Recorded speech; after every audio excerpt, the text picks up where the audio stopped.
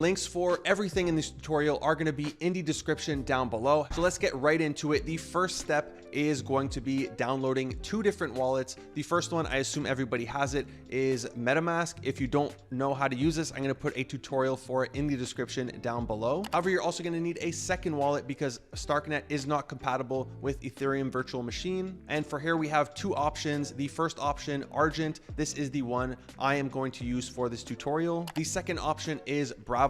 Both of these are fine. They work pretty much the same. They both have mobile apps. They both have browser extensions, and they both work with every single website we are going to go through in this tutorial. I just chose Argent because I already had it downloaded. Once both wallets are created, we're going to need to fund our StarkNet wallet. So you're going to head over to the Starkgate bridge and connect both your Ethereum wallet and your StarkNet wallet. You're also going to want to make sure you are on the StarkNet mainnet. And from there, you could fund your wallet. Like I said, if you want to do all the steps, it can cost you up to $50. So I'm just going to put 0.04 for fun. When I tested this bridge in particular, I used 0.02 ETH. The bridge fee for 0.02 was 78 cents. The gas fee when Gwei was at 20 was $3.36. And it takes roughly 5 to 7 minutes to receive your money once the transaction is approved. So if you're good with this, you would just click transfer, approve the transaction, and wait for your money to come in. Now, while the main bridge you're going to want to use is Starkgate, there are other bridging options. And some of the reasons you would use multiple bridges are to have more transaction volume, more bridging volume, more contract interactions, and so on. But when it comes to Orbiter, a lot of people are trying to get the airdrop. So I like to use Orbiter with as many chains as I can. It's also a cheaper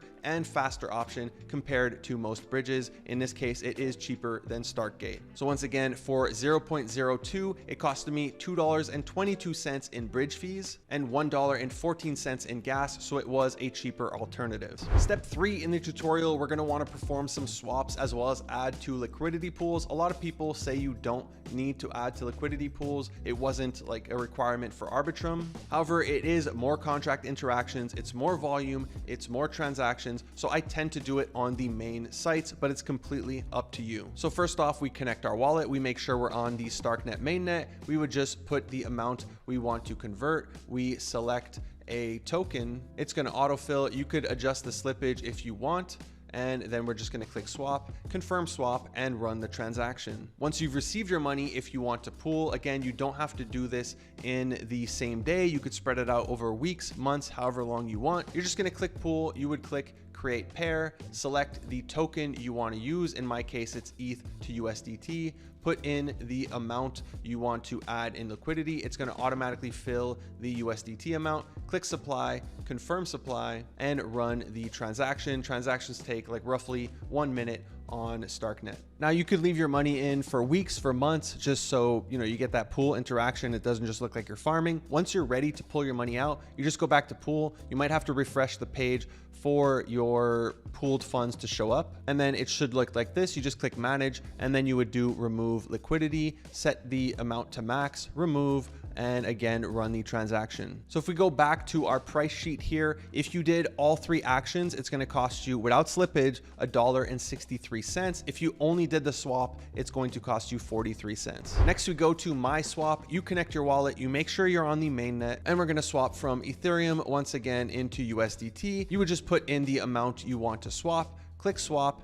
and confirm the transaction. If you want to change the slippage, you would just click the cog here, and then you're able to select a percentage or put in a custom percentage. Once your swap has gone through, if you want to add to a pool, you would go to pools. Once again, select the tokens that you want to pool with, put in the amount you want to add to the pool, and click add liquidity, and confirm our transaction, and simply wait. Once it goes through, your screen should look like this. When you're ready to pull out, you would just click withdraw, do max, remove, and once again, confirm the transaction. Now, similar to Jedi Swap, this one was $1.68. And if you just wanted to do the swap, it was 46 cents. The final swap that everybody is doing is 10K swap. You would just, once again, connect your wallet, switch to the mainnet, and then you select the token you want to do, enter an amount, and click swap. Once you're ready to add to a pool, if you want to, you would click pool, and it's the exact same steps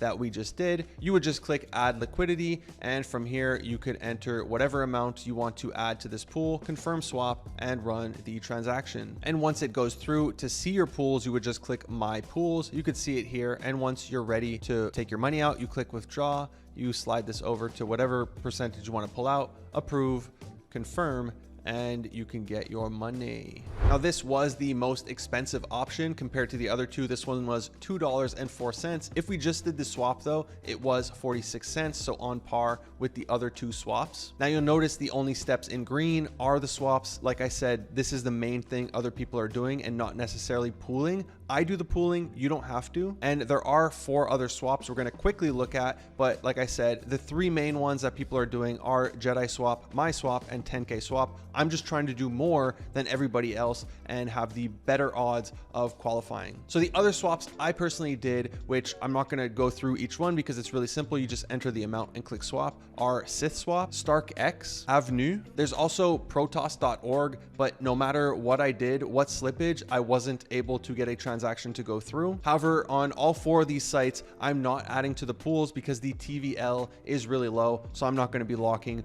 on these websites. I'm just going to use them to do a swap. And there's also a swap within the Argent wallet if you click the arrows here, where you could swap to any token. I also did this, and the total cost for the 3 swaps that actually worked plus the Argent wallet was $2.06. Finally, we want to do stuff with NFTs, mint, buy, sell. Unfortunately, most of these are not marketplaces. Even some of the marketplaces they had listed, such as Mint Square and Aspect, are no longer working. Here you could see they shut it down on June 30th. However, there are some marketplaces that do work, like flexing.gg. Here you would just go to collections, you would try to find the cheapest collection possible. I'm going to click one at random, but really look for the cheapest one possible, and you're going to filter by price low to high. You would just click one, and then from there you would do buy now, and if you want it, approve the transaction. Now, when you click the lowest ones in the list, typically you're going to see price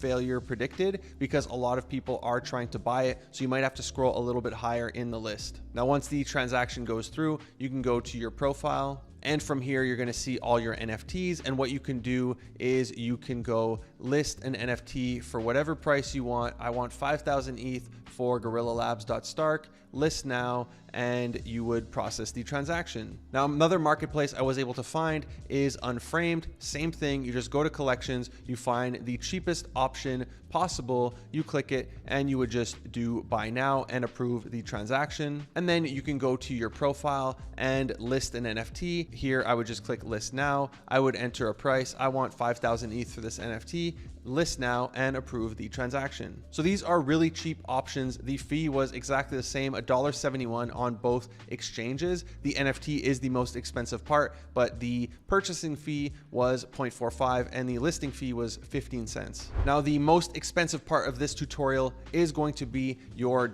.stark domain. This is like an ENS name. Like I said, these are going to be $17 to do. So it's really up to you if you want to do this or not. It does, I guess, improve your odds of not being labeled a Cybele. However, I don't think it's necessary to do this, but for the sake of it, I did it. If we go with a short name, let's say CCC, you could see it's really expensive. We're going to lower it to 1 year, but it's 0.15 ETH. Definitely do not do this. Okay. You want to go for a longer name, and you're going to see it's 0.009, which is still over $16, but it's much better than 0.15, which is over $100. So from here, you would just do register from L2, follow the steps, just confirm and confirm in your wallet. Let me know if you liked it, whatever feedback you have in the description or the comments down below if I ended up posting this on Twitter, and even which airdrops you want to see me do next. I appreciate all feedback, even negative comments.